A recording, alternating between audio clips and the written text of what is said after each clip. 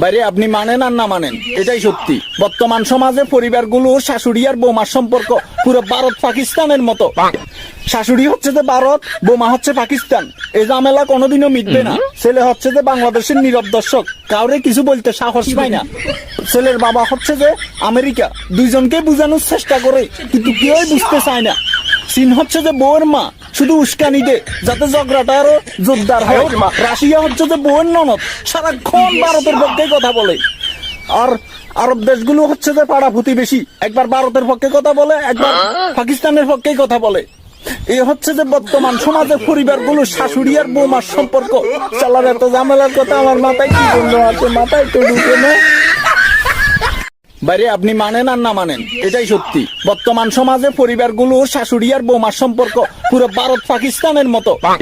শাশুড়ি হচ্ছে যে ভারত, বৌমা হচ্ছে পাকিস্তান। এই ঝামেলা কোনোদিনও মিটবে না।